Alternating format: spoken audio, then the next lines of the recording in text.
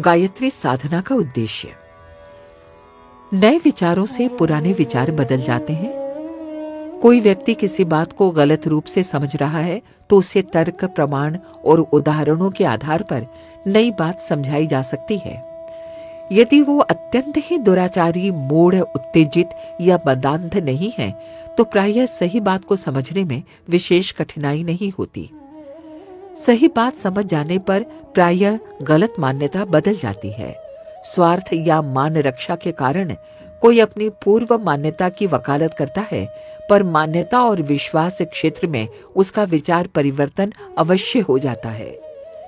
ज्ञान द्वारा अज्ञान को हटा दिया जाना कुछ विशेष कठिन नहीं है, परंतु स्वभाव, रुचि, इच्छा, भावना और प्रकृति के बारे में ये बात नहीं है। इन्हें साधारण रीति से बदला नहीं जा सकता। ये जिस स्थान पर जमी होती हैं, वहां से आसानी से नहीं हटती। क्योंकि मनुष्य 84 लाख कीट पतंगों, जीव जंतुओं की क्षुद्र योनियों में भ्रमण करता हुआ नर देह में आता है, इसलिए स्वभावतः उसके पिछले जन्म जन्मांतरों के पाश्विक नीच संस्कार बड़ी दृढ़ता से अपनी जड़ मनोभूमि में जमाए होते हैं। उनमें परिवर्तन होता रहता है, पर गंभीरता पूर्वक आत्मचिंतन करने से मनुष्य उसके विशेष प्रभाव को एवं भलाई बुराई के, धर्म अधर्म के अंतर को भली प्रकार समझ जाता है। उसे अपनी भूलें, बुराइयां, कमजोरियां भली प्रकार प्रतीत हो जाती हैं। बौद्धिक स्तर पर वो सोचता है और चाहता है कि इन बुराइयों से उसे छुटकारा मिल जाए। कई बार तो वो अपनी काफी भर्त्सना भी करता है। इतने पर भी वो अपनी चिर संचित को प्रवृत्तियों से, बुरी आदतों से अपने को अलग नहीं कर पाता। नशेबाज, चोर, दुष्ट, दुराचारी ये भली भांति जानते हैं कि हम गलत मार्ग अपनाए हुए हैं। वे बहुधा ये सोचते रहते हैं कि काश इन बुराइयों से हमें छुटकारा मिल जाता, पर उनकी इच्छा एक निर्बल कामना मात्र रह जाती है। उनके मनोरथ निष्फल ही होते रहते हैं, बुराइयां छूटती नहीं। जब भी प्रलोभन का अवसर आता है, तब मनोभूमि में जड़ जमाए हुए पड़ी हुई कुप्रवृत्तियां आंधी तूफान की तरह उमड़ पड़ती हैं और वो व्यक्ति आदत से मजबूर होकर उन्हीं बुरे कार्यों को फिर से कर बैठता है। विचार और संस्कार, इन दोनों की तुलना में संस्कार की शक्ति अत्यधिक प्रबल है। विचार एक नन्हा सा शिशु है तो संस्कार परिपुष्ट प्रौढ़ है। दोनों के युद्ध में प्राय ऐसा ही परिणाम देखा जाता है कि शिशु की हार होती है और प्रौढ़ की जीत। यद्यपि कई बार मनस्वी व्यक्ति श्री कृष्ण द्वारा पूतना और राम द्वारा ताड़का वध का उदाहरण उपस्थित करके अपने विचार बल द्वारा कुसंस्कारों पर विजय प्राप्त करते हैं, पर आमतौर से लोग कुसंस्कारों के चंगुल में जाल में फंसे पक्षी की तरह उलझे हुए देखे जाते हैं। अनेकों धर्मोपदेशक, ज्ञानी, विद्वान, नेता, संभ्रांत, महापुरुष समझे जाने वाले व्यक्तियों का निजी चरित्र जब कुकर्म युक्त देखा जाता है तो यही कहना पड़ता है कि इनकी इतनी बुद्धि प्रौढ़ता भी अपने कुसंस्कारों पर विजय न दिला सके। कई बार तो अच्छे अच्छे ईमानदार और तपस्वी मनुष्य किसी विशेष प्रलोभन के अवसर पर उसमें फंस जाते हैं, जिसके लिए पीछे उन्हें पश्चाताप करना पड़ता है। चिर संचित पाश्विक वृत्तियों का भूकंप जब आता है तो सदा शैता के आधार पर चिर प्रयत्न से बनाए हुए सुचरित्र की दीवार हिल जाती है। इन पंक्तियों का तात्पर्य ये नहीं है कि विचार शक्ति निरर्थक वस्तु है और उसके द्वारा कुछ संस्कारों को जीतने में मदद नहीं मिलती। इन पंक्तियों में ये कहा जा रहा है कि साधारण मनोबल की सदिच्छाएं मनोभूमि का परिमार्जन करने में बहुत अधिक समय से, मंद प्रगति से धीरे धीरे आगे बढ़ती हैं। अनेक बार उन्हें निराशा और असफलता का मुंह देखना पड़ता है। इस पर भी यदि सद्विचारों का क्रम जारी रहे तो अवश्य ही कालांतर में कुसंस्कारों पर विजय प्राप्त की जा सकती है। आध्यात्म विद्या के आचार्य इतने आवश्यक कार्य को इतने विलंब तक पड़ा रहने देना नहीं चाहते। इसलिए उन्होंने इस संबंध में अत्यधिक गंभीरता, सूक्ष्म दृष्टि और मनोयोग पूर्वक विचार विश्लेषण किया है और वे इस परिणाम पर पहुंचे हैं कि मन क्षेत्र के जिस स्तर पर विचार के कंपन क्रियाशील रहते हैं, उससे कहीं अधिक गहरे स्तर पर संस्कारों की जड़ें होती हैं। अंतःकरण का परिष्कार। जैसे कुआं खोदने पर जमीन में विभिन्न जाति की मिट्टियों के परत निकलते हैं, वैसे ही मनोभूमि के भी कितनी ही परत हैं, उनके कार्य, गुण और क्षेत्र भिन्न भिन्न हैं। ऊपर वाले दो परत, पहला मन और दूसरा बुद्धि हैं। मन में इच्छाएं, वासनाएं, कामनाएं पैदा होती हैं। बुद्धि का काम विचार करना, मार्ग ढूंढना और निर्णय करना है। ये दोनों परत मनुष्य के निकट संपर्क में हैं। इन्हें स्थूल मन क्षेत्र कहते हैं। समझने से तथा परिस्थिति के परिवर्तन से इसमें आसानी से हेरफेर हो जाता है। इस स्थूल क्षेत्र से गहरे परत को सूक्ष्म मन क्षेत्र कहते हैं। इसके प्रमुख भाग दो हैं, पहला चित्त और दूसरा अहंकार। चित्त में संस्कार, आदत, रुचि, स्वभाव और गुण की जड़ें होती हैं।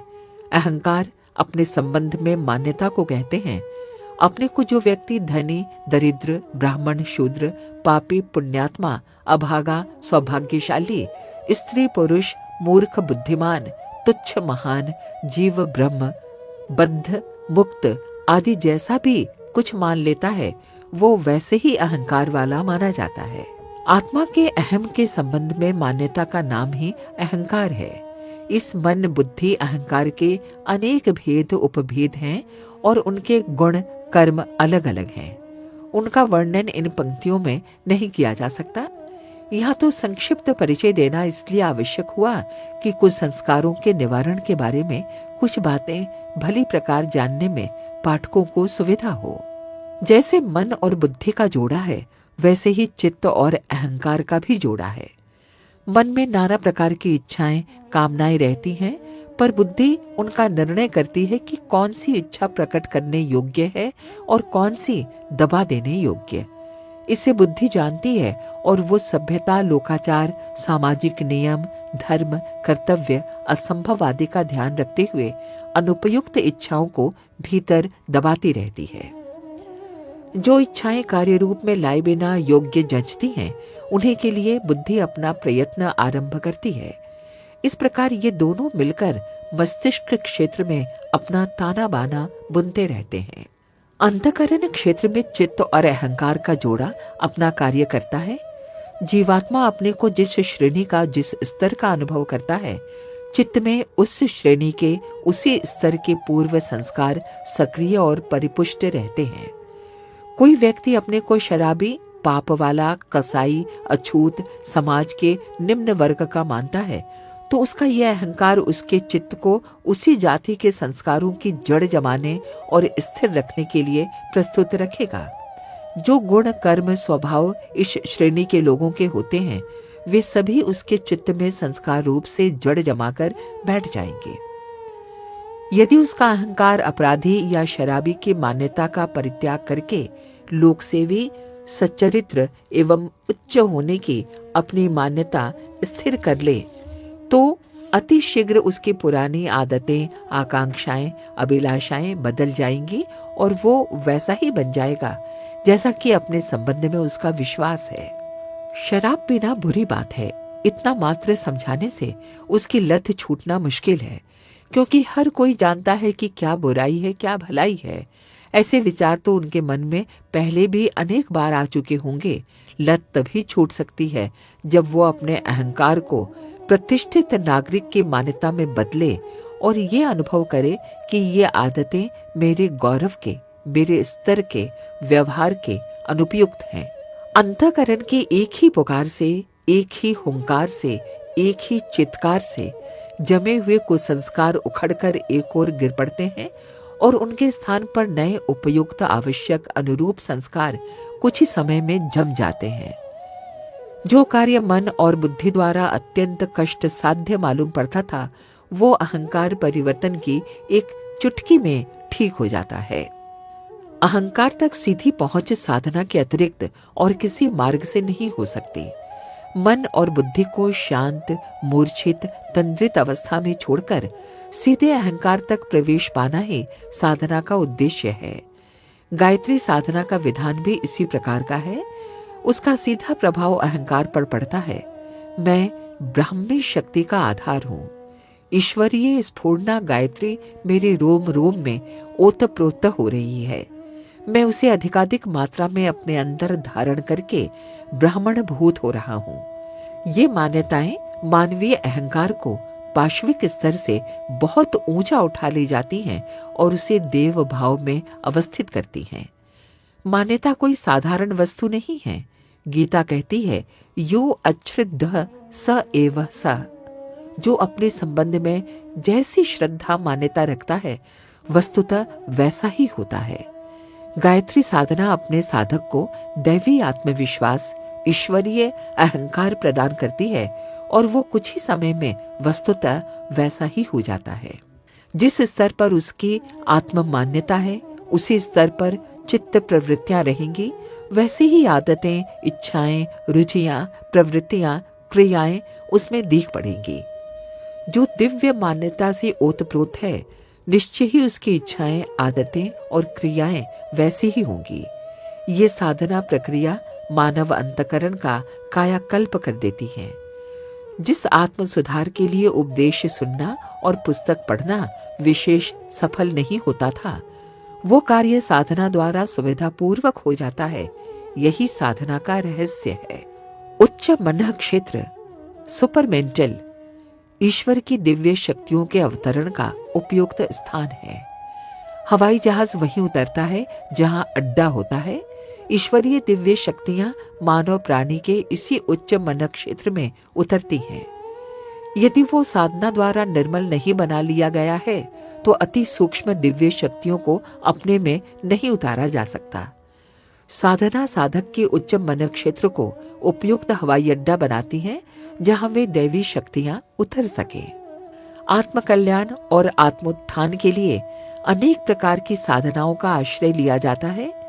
देश काल और पात्र भेद के कारण ही साधना मार्ग का निर्णय करने में बहुत कुछ विचार और परिवर्तन करना पड़ता है। स्वाध्याय में चित्त लगाने से सन्मार्ग की ओर रुचि होती है। सत्संग से स्वभाव और संस्कार शुद्ध बनते हैं। कीर्तन से एकाग्रता और तन्मयता की वृद्धि होती है। दान पुण्य से त्याग और अपरिग्रह की भावना पुष्ट होती है। पूजा उपासना से आस्तिक भावना और ईश्वर विश्वास की भावना उत्पन्न होती है। इस प्रकार भिन्न भिन्न उद्देश्यों और परिस्थितियों को दृष्टिगोचर रखकर ऋषियों ने अनेक प्रकार की साधनाओं का उपदेश दिया है, पर इनमें सर्वोपरि तप की साधना है। तप की अग्नि से आत्मा के मल विक्षेप और पाप ताप बहुत शीघ्र भस्म हो जाते हैं और आत्मा में एक अपूर्व शक्ति का आविर्भाव होता है। गायत्री उपासना सर्वश्रेष्ठ तपश्चर्या है। इसके फलस्वरूप साधक को जो दैवी शक्ति प्राप्त होती है, उससे अच्छा आत्मिक आनंद प्राप्त करके उच्च से उच्च भौतिक और आध्यात्मिक लक्ष्य को वो प्राप्त कर सकता है। ये अपरा प्रकृति का परा प्रकृति में रूपांतरित करने का विज्ञान है। मनुष्य की पाश्विक वृत्तियों के स्थान पर ईश्वरीय सत्य शक्ति को प्रतिष्ठित करना ही अध्यात्म विज्ञान का कार्य है। तुच्छ को महान, सीमित को असीम, अणु को विभु, बद्ध को मुक्त, पशु को देव बनाना साधना का उद्देश्य है। ये परिवर्तन होने के साथ साथ वे सामर्थ्य शक्तियां भी मनुष्य में आ जाती हैं, जो उस सत्य शक्ति में सन्निहित हैं और जिन्हें रिद्धि सिद्धि आदि नामों से पुकारते हैं। साधना आध्यात्मिक कायाकल्प की एक वैज्ञानिक प्रणाली है और निश्चय ही अन्य साधना विधियों में गायत्री साधना सर्वश्रेष्ठ है। हमारे YouTube चैनल को सब्सक्राइब करें एवं बेल आइकन जरूर दबाएं, ताकि ऐसी और वीडियोस की जानकारी आपको मिलती रहे।